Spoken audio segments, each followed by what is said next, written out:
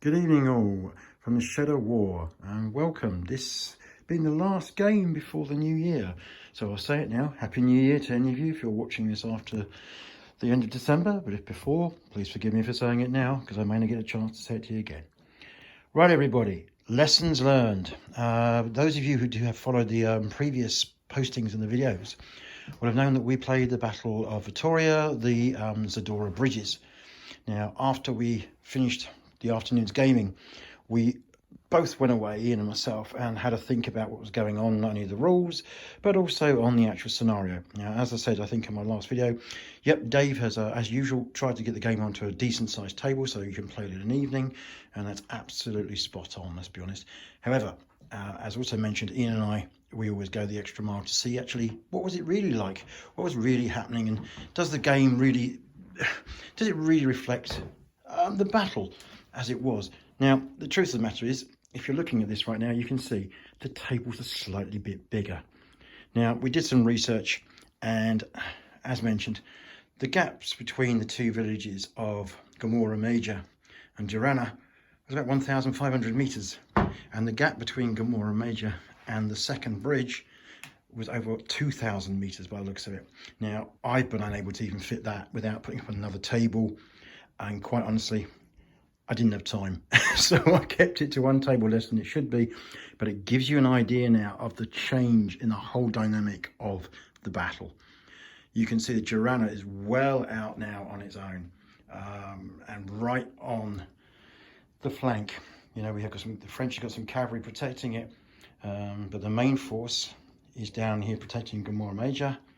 And you can see once again the gaps they're going to cover are much bigger. And the most important thing for the Allies is the fact that they've got a massive more area to deploy their infantry and get them into position without them being hammered with bounce through. We found in the first game, basically, the British and Portuguese were getting hammered even before they got anywhere near. Now, again, we've also changed slightly the layout with Surratt's division in the original battle. It was actually deployed in front of this village. However, when the British only demonstrated in front of it, they pulled back one of the brigades, and that's what we've done. We pulled back one of the brigades already, and they're sitting in reserve. So you only have one brigade up front with Curto, who's his cavalry. Other changes. Reading through my new Vittoria book, it seems that Pack's brigade was actually the one that screened the village, and it wasn't the 1st Division. The 1st Division came along later and was committed, along with Anson's cavalry.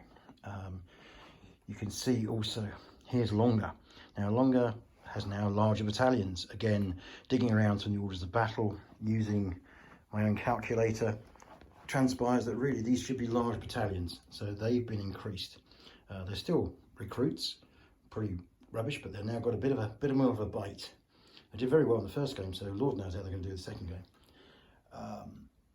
Some of the gun batteries are much bigger. That was actually the most interesting part of the digging around and research.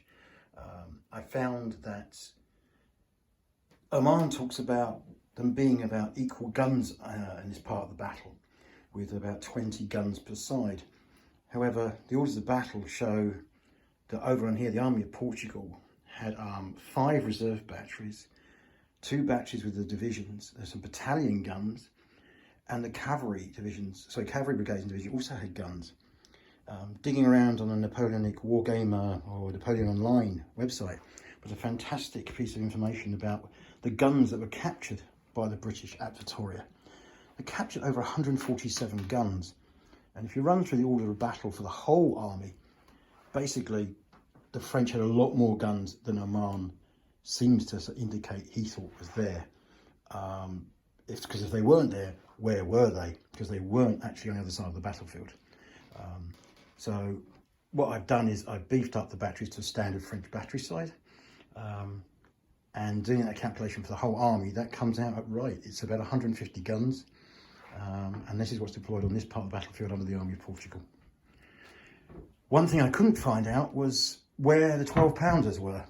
Apparently 28 were captured, but I can't find who had them.